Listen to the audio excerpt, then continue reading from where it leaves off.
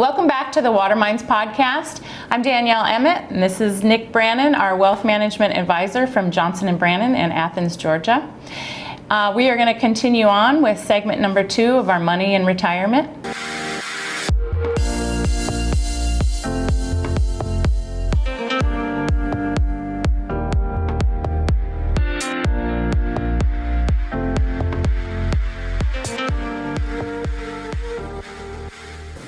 After talking about the current events, my question to you would be, so how do I know if I'm taking enough risk or too much risk with my investments?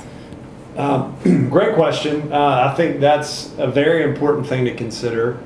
There's really a couple of things in particular that we counsel our clients to think about when deciding on what level of risk they ought to be taking. So, and that's, I think, kind of a funny concept for some people, just trying to figure out how much risk to take. There's just so much to thinking through that on a lot of levels. And so I would say the first is really figuring out, and again, this goes back to what are the things that we can control. And so one of the things that's really important is determining as an individual, because everybody's so different, but as an individual, how much risk are you comfortable with when it comes to your money? And so practically the way that you do that is to sit down and to assess that. We use several tools, several different types of tools to do that, but I would say in general, a very simple and basic risk assessment questionnaire that you could probably find online.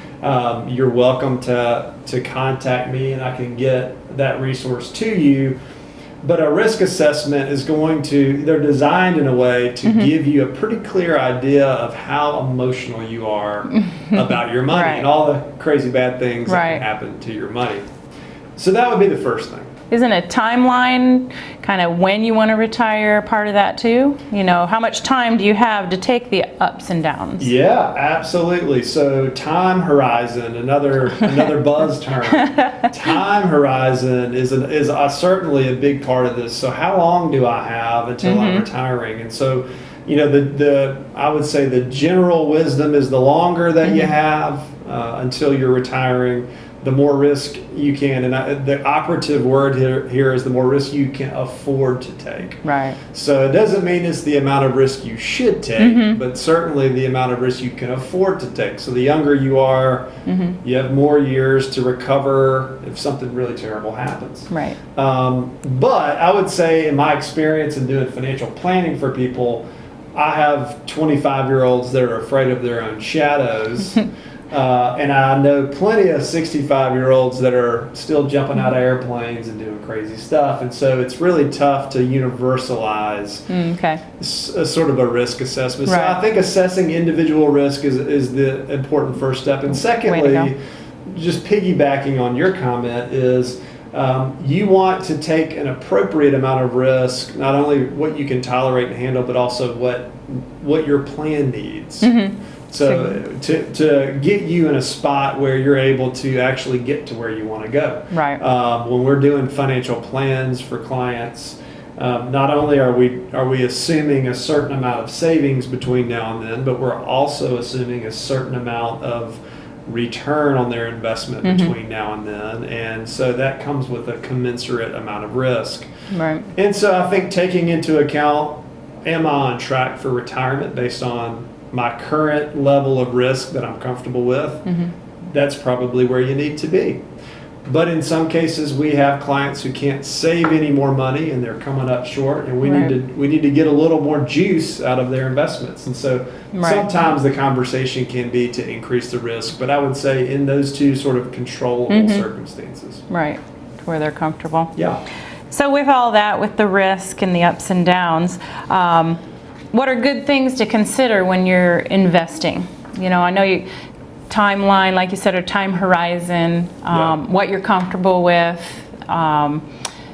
anything like that, or certain segments of the market. I mean, obviously that's things you would help someone with. Absolutely, and that's, you know, really getting down into the nuts and bolts of all of this is okay, I'm ready to do this. How do I actually deploy my money into actual investments? And that's often the biggest inertia to most people even getting involved in something like this is really intimidating. Oh, yeah. I don't know how to do this.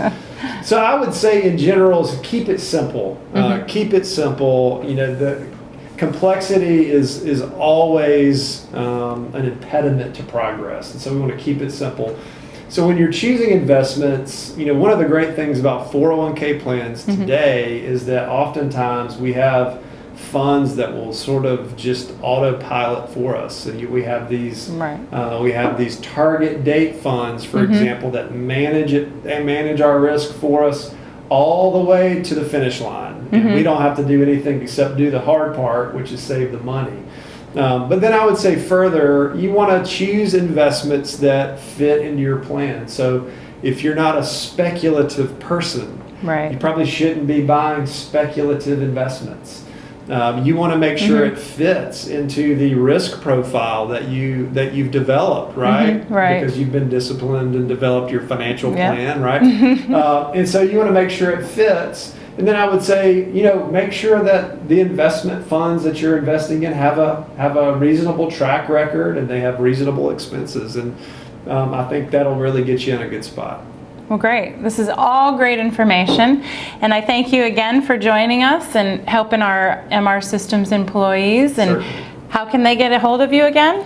I think they're going to put my card up. So again, you can reach me by email or feel free to call the office. And me or a member of my team are happy to help. Thank you so much. Watch for our segment number 3. Thanks, Danielle.